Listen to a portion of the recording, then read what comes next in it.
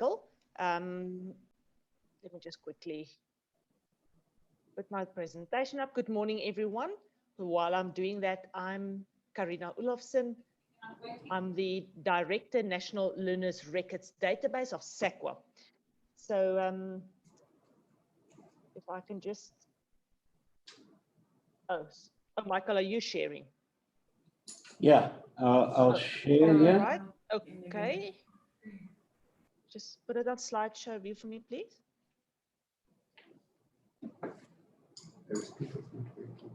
All right, and I will quickly, for those of you that's been around for quite a number of years, as you are aware that the NLRD has been the custodian of the HEQCIS for a number of years, and I'll speak a bit about that a bit later. Thank you, Michael. The next one.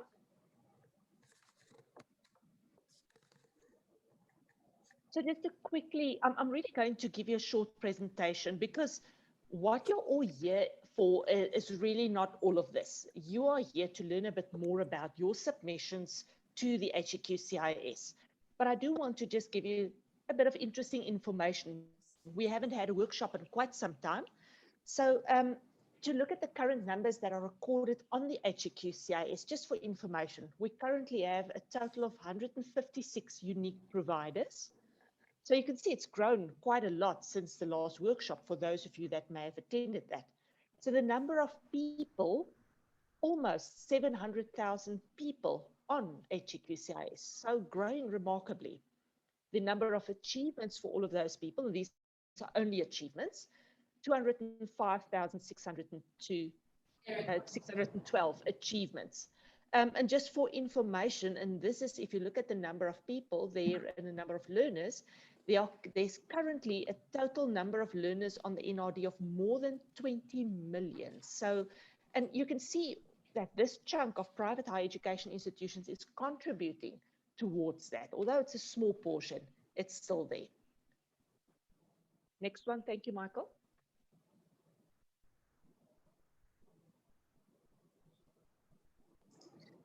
So just a snapshot, what has happened in the last year. So you'll see the darker pink, that is as at September, end of September 2019, the lighter pink to on the other side is as at end of September 2020. So you'll see in a year what has happened. There's been an increase in the number of achievements. Obviously, I've just mentioned 205,612 achievements compared to 180,000, just over 180,000 1 year ago. So there's been an increase of what is about 25,000 achievements. There's been some de-enrollments, and this happens, as you all know. We've seen an increase in enrollments as well. And there you can see also the grand total. And there's also, again, the total count of people, and compare that with last year's total count. So there's been quite an increase in quite a lot of movement in the last year. And this is despite the issues we've been having. We know a lockdown, and we've had to extend the load cycle, the earlier load cycle of this year, the first half of this year.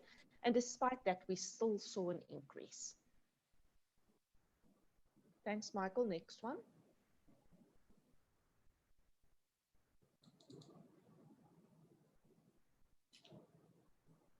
All right. What I want to focus on today are the kinds of issues that the HEQCIS is suddenly at this stage experiencing. Now, these are not the only issues, but I really just want to highlight these two things. And these two things specifically came up recently. I think they've been coming up again and again throughout the last few months. Now, as the person overseeing this project currently at SAQA, I'm looking at all the emails flying back and forth, and I'm seeing all the issues. And of course, Lerato and Nontutu and I meet regularly, so Lerato would raise these issues with me. So I thought this is a good opportunity to share this all with you. I've also discussed this, we've also discussed it with the team at the CHE. So the first issue is, and this is something that comes up quite a lot, and it's not just for private higher education institutions.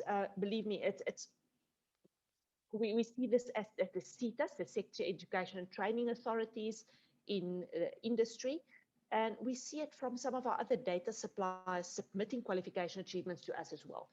So rollbacks you're probably all aware what rollbacks are. That is where a learner is submitted to the HEQCIS with a status as enrolled, but then we see that it was that same learners, the record was submitted a previous time as achieved. So in other words, that's why the rollback. Achieved after or enrolled after you've already told us that the record has been achieved. And this has caused a lot of concern for me. And this is also why I raised it with the CHN, with the HEQCIS team. And I want to mention that this year. My concern is that if you've already told us a person has achieved a qualification, and I'm not going to pick on a specific provider, but let us say a higher certificate in marketing, I'm just thumb sucking. Let us say John Smith achieved, according to your records and what you submitted to the HEQCIS, a higher certificate in marketing in 2018. And a year or so later, doesn't matter, you again submit to us John Smith's record, same qualification, higher certificate in marketing, and now you're saying the achievement status is enrolled. That's a serious concern. That means that the records that we have in the HEQCIS is not correct. So there are a few possibilities. One possibility is that you incorrectly submitted the later record as enrolled, and it shouldn't have been. The person has achieved it, period. The other issue is that the person may have been, the achievement may have been reversed. Let us take the example, a person you found after they've apparently achieved it, that something went wrong and they should not have been indicated as achieved. But we do have statuses to treat learners that way. I would also urge you, if something like that happens, to not just include it in a submission, but to immediately get hold of the CHE and the HEQCIS so that we can immediately rectify those records. The third alternative, and this is really alarming, is that the record that we initially received that says achieved was not correct, and it shouldn't have shown achieved. And that is a serious concern, because if we are showing on HEQCIS and ultimately these records show on the NLRD, we may be confirming, if let's say someone does a verification of a qualification's achievements, we may be confirming and saying the person has achieved the qualification where in fact it didn't happen.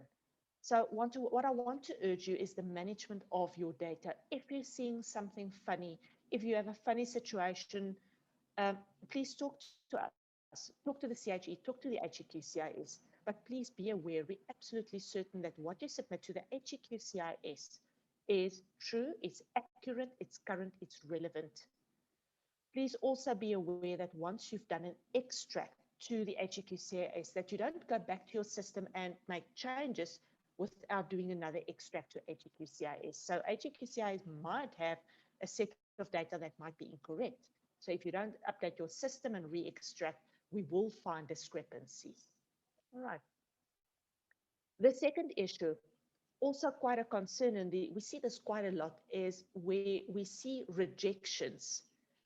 And this is where a data set is submitted to HEQCIS and some of the records are rejected. And one of the culprits, there are a few other reasons, but one of the biggest culprits is that the record is rejected because you are showing that the enrollment date is earlier than it should be.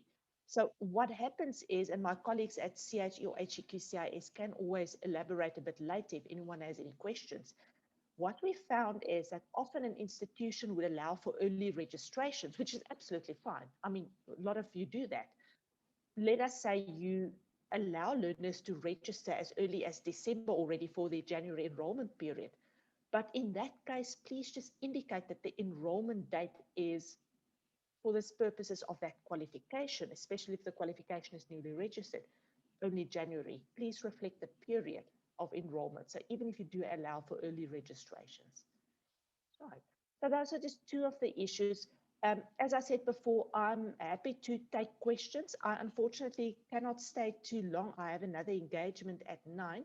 But please, if any of you, before we move on, and I'm almost done, if any of you have any questions about this and also any other questions, please get in touch with the HEQCIS team and talk to them. All right. And if HEQCIS team or any of the CHE people, if you want to add to that a bit later, you're more than welcome to explain a bit more. Michael, can you move to the next point, please?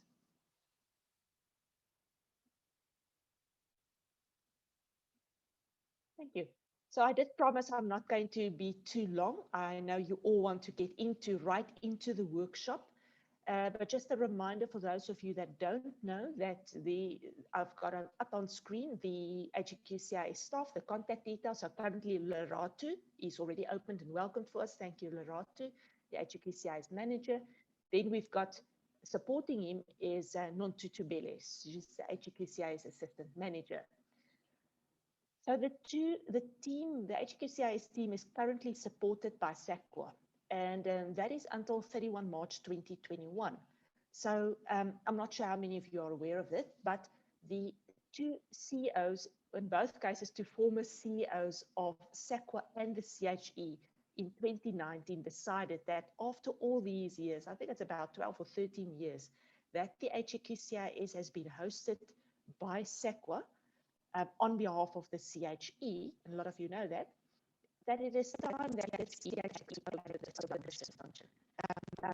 So this is what's then happening. We are in the process of doing a handover.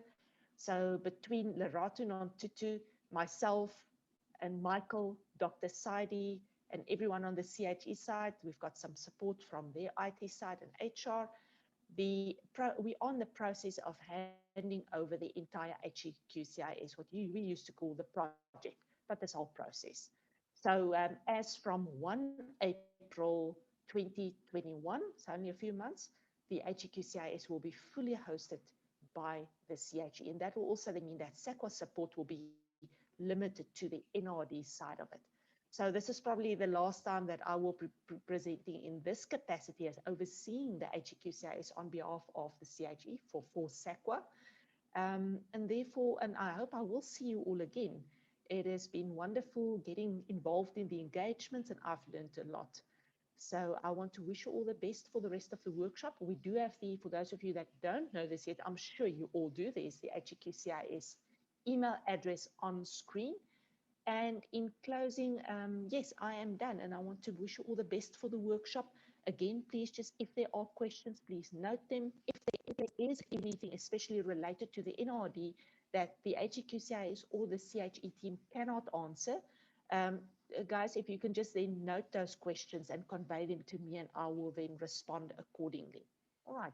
You're also welcome to, if anyone needs to get in touch with me directly, please get my contact details from Leratu and Nontutu at the HEQCIS. All right, and they will convey the messages to me. Colleagues, that's it. I want to wish you a wonderful workshop. All the best. Enjoy. And I'm now going to hand back to the facilitator. Thank you so much. Have a good day.